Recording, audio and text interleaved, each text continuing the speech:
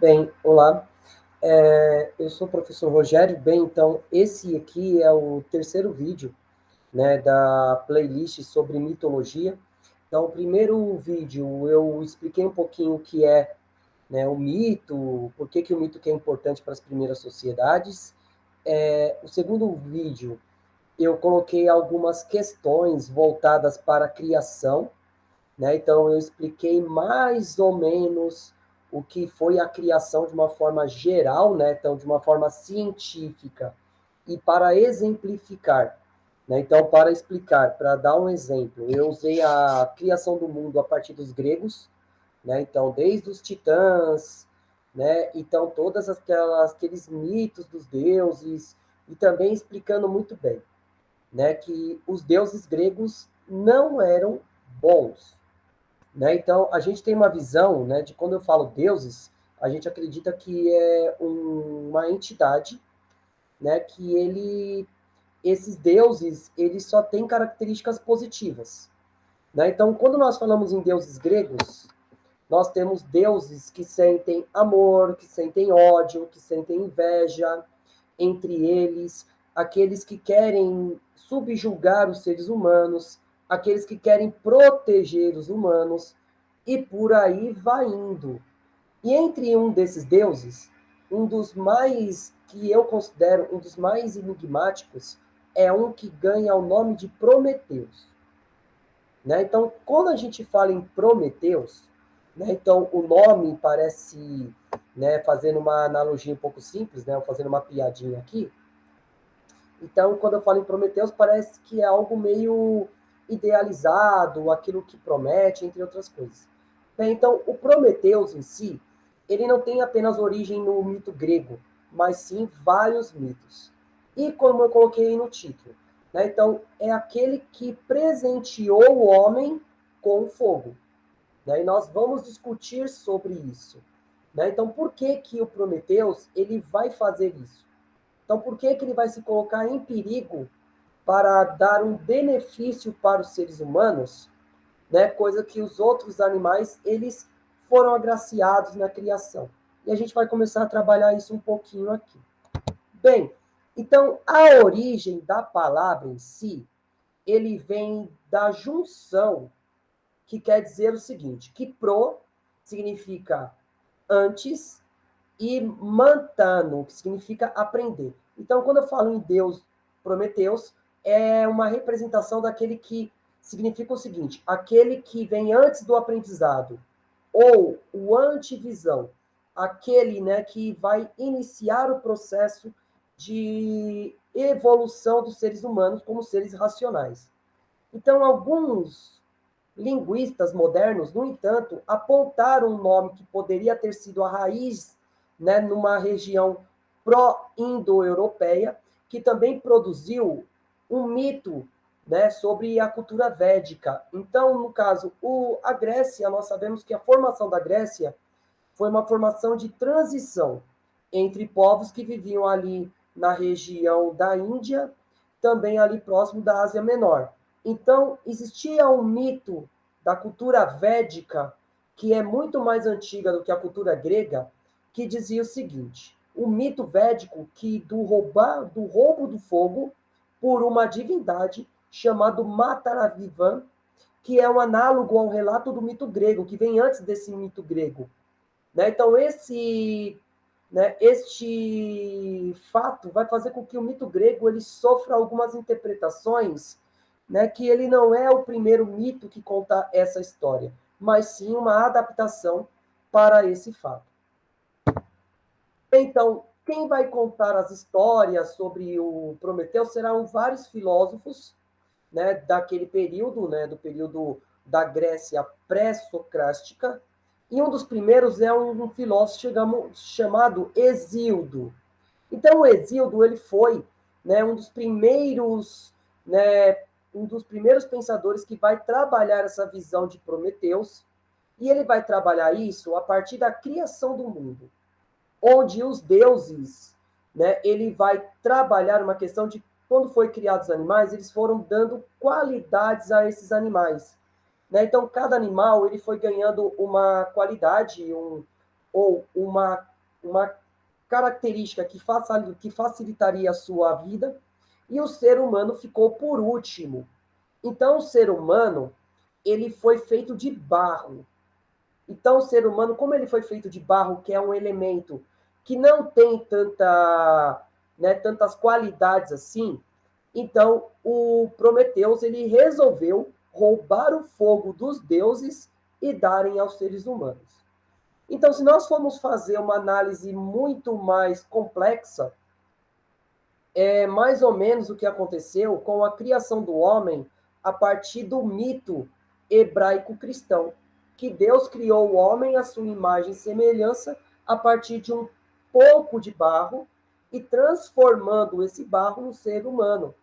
Então, mas aí o Prometeus, ele compadecendo dessa fragilidade dos seres humanos, então ele começa a perceber o seguinte: se eu deixar o homem assim, vai dar ruim.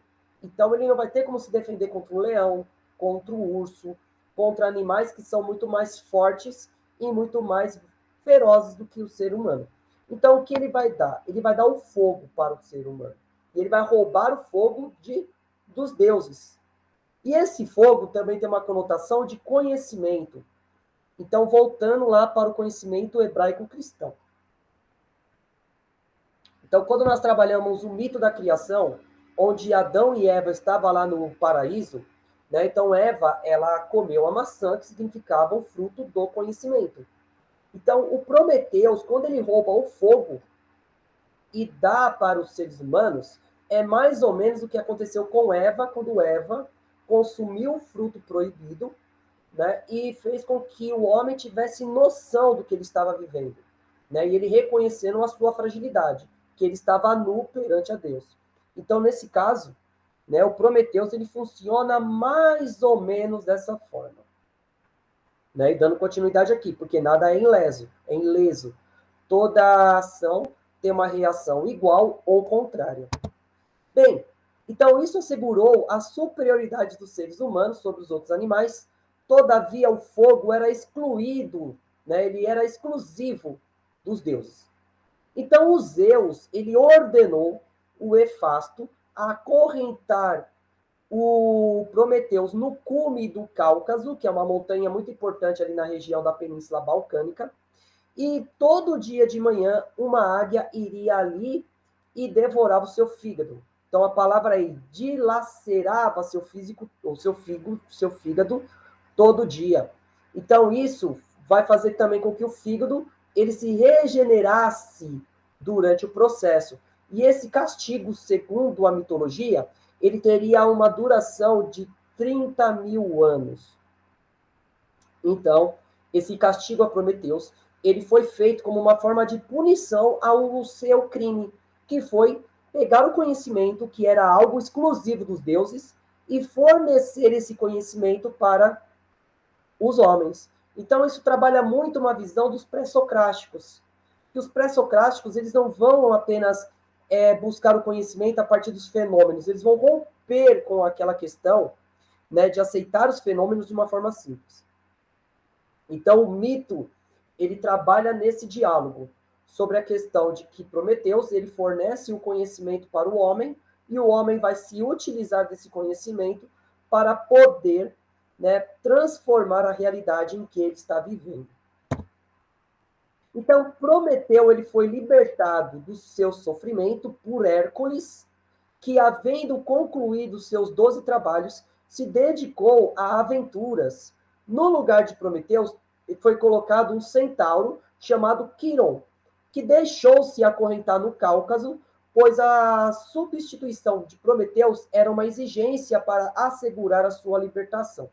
Então, isso trabalha também uma questão de você trabalhar um ponto de você trabalhar com empatia. Então, o Quiron, ele vai se colocar no lugar do Prometeus, né, para que ele fosse libertado dessa punição que duraria tanto tempo. Então, nesse caso, o Prometeus ele foi liberto da sua maldição por uma boa ação de um outro personagem, no caso, o Quiron. E isso vai ser um ponto decisivo nesse momento. Né? Então, Prometeus, que teria que cumprir a sua pena durante 30 mil anos, ele será substituído por uma outra pessoa. Então, a versão de Ésquilo. Então, o Ésquilo também foi um famoso filósofo que viveu durante o século V a.C., né? Então, ele vai começar a trabalhar uma forma diferente. Ele vai trabalhar uma questão da tragédia. Os gregos, né, principalmente em Atenas, eles trabalhavam a questão do teatro entre duas vertentes, a comédia e a tragédia. Então, o Ésquilo, ele vai trabalhar essa questão, né, da tragédia do Prometeus como uma forma de conscientizar as pessoas, de trabalhar, de contemplar as pessoas com esse épico, né, essa épica tragédia. Então, no centro do drama estão as consequências do roubo do fogo cometido por Prometeus e, subsequente, né, a sua punição. Então, ele vai começar a trabalhar essa questão de como é que, né, existe uma ação e existe uma reação ao contrário. Né? Então, o autor ele vai usar como fonte material o texto do Hesíodo. Né? Então, embora a peça também contenha diversas alterações em relação à tradição recebida antes do roubo do fogo. Então, Prometeus ele desempenhava um papel decisivo na titanomarquia, que é a questão ali da hierarquia dentro dos titãs, dentro do Monte Olimpo. Então, a tortura cometida por Zeus em Prometeus, assim é vista como uma traição, né, particularmente brutal pelo próprio Zeus. Né? Então, nessa forma, ele vai trabalhar que Zeus ele não é um deus bom, ele é um deus vingador. Então, como Zeus ele se sentiu lesado pela ação de Prometeus, então o Zeus ele vai usar do seu grande posto para poder, né, para poder punir exemplarmente o deus transgressor, no caso Prometeu. E essa questão de dar o fogo ao ser humano, então vai fazer com que o ser humano, além de ter o fogo, o Prometeu ele foi ensinar aos homens as mais diversas técnicas que vai fazer com que nós encontramos o espírito humano, a questão das artes, da civilização, da escrita, da matemática, da agricultura, da medicina e da ciência de uma forma geral. No entanto, o Titã, pela humanidade, parece ter sido salvo da destruição completa. Então, quando nós pensamos nessa questão da ciência, então, segundo a visão do Prometeu, né, sobre essa questão aí do Ésquilo, o Ésquilo vai trabalhar da seguinte forma. Então, o Prometeu, ele foi uma vítima de Zeus. Então, ele foi uma vítima, só que, por um outro lado, ele concedeu à humanidade uma quantidade imensa, né, de benefícios para eles, no caso, agricultura, a ciência, entre outras coisas. E fez com que o ser humano ele deixasse de ser um ser frágil, né, de fácil captura para ser o principal animal da natureza. Né? Tanto é que o fogo ele trabalha sobre a questão de produção de tecnologia. Bem, então, numa aparente variação do mito chamado das cinco idades do homem, encontrado nos trabalhos dos dias de Hesíodo, durante quais Cronos, posteriormente Zeus, criam e destroem 5 raças sucessivas de mortais, então Prometeus afirma que Zeus desejara, né, acabar com os seres humanos. Então, e isso vai fazer com que o Prometeus, ele simplesmente, ele compadecesse dos seres humanos. Então, o Ésquilo, ele ainda introduz a história de Prometeus de maneira artificial e anacrônica. O deus Io, outra vítima da violência de Zeus, ancestral de Hércules. Então, finalmente, assim, o Ésquilo dá a Prometeus um papel crucial na ascensão ao poder de Zeus. Também lhe atribui um conhecimento secreto que pode levar-nos à derrocada de Zeus, na questão do fogo. Né? Então, Prometeu, ele ouviria a mãe Gaia, né, a mãe Terra, sobre o casamento cujo filho destronaria Zeus. Evidências fragmentadas indicam que Hércules como uma das versões do Hesíodo, liberta o Titã, e segundo a peça, né, ela é uma trilogia, né, onde Prometeu é liberto. Apenas quando Prometeu revela esse segredo sobre a queda de Zeus, na peça final da trilogia, Prometeus, portador do fogo, é que os dois se reconciliam, no caso Zeus e Prometeus.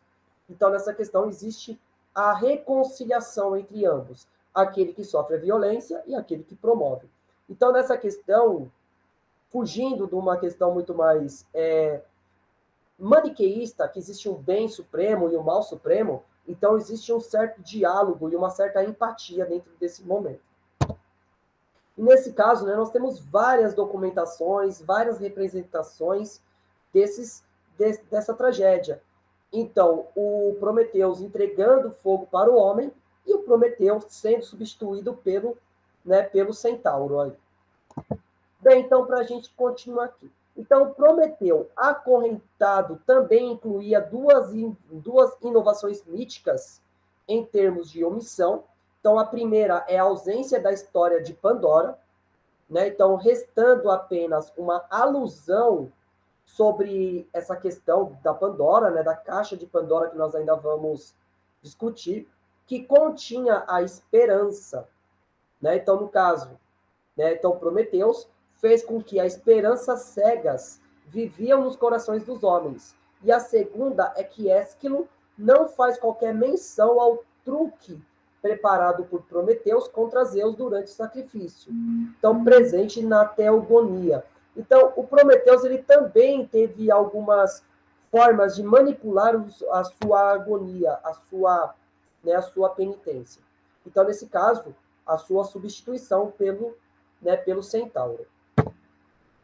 Então, essas inovações refletem a invenção temática da peça. E a partir do mito de Hesíodo, a história de Prometeus, por exemplo, e de Pandora, serve para reforçar a Teodicéia de Zeus. Então, ele é um soberano justo, sábio do universo, enquanto Prometeus é culpado pela existência invejável da humanidade. Então, em Prometeu, acorrentado, está a dinâmica, é transportada. Né? Então, Prometeu se torna um benfeitor da humanidade, enquanto todos os personagens do drama, com exceção Hermes, que é o deus mensageiro, né, que vai denunciar Zeus como tirano e cruel e perverso. Então, tem uma certa dualidade dentro dessa peça também. Uma pequena parte trabalha que o Prometeus ele era invejoso da qualidade da mortalidade dos seres humanos, e, por outro lado, né, existe uma outra versão que trabalha essa tirania de Zeus dentro desse contexto.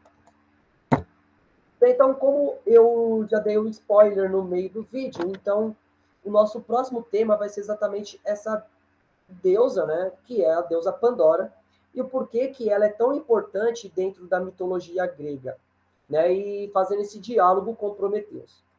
Bem, então, né, então eu vou finalizando aqui, né, eu sei que eu tento fazer de uma forma um pouco mais rápida para não ficar me prolongando muito, porque para mim é um sacrifício, né, eu tô quase me sacrificando como Prometeus aqui para, né, para poder resumir de uma forma muito mais coesa tudo isso que eu tenho que falar aqui para vocês, então de uma forma para que não fique um vídeo muito extenso, né, então eu vou, né, iniciar aqui. Então eu agradeço a todos até aqui, quem está me acompanhando, né, então se você gostou do vídeo, deixa aqui o seu joinha, o seu ok, né, se você não é inscrito no canal, né, mesmo que você não gostou do vídeo, se inscreva, faça esse favor aqui, esse professor, né, então, e, né, vou deixar aqui embaixo o Pix, né, do canal, se você tiver, se você quiser, né, colaborar, se você puder colaborar também, que não está difícil para ninguém, né, não está fácil para ninguém, né, então deixar aqui o Pix, né, para que a gente possa ir melhorando a qualidade do canal, né, então sempre visando isso. Muito obrigado até aqui, vamos deixando aqui o meu sinceros agradecimentos e vamos continuar os nossos estudos. Muito obrigado e até a próxima.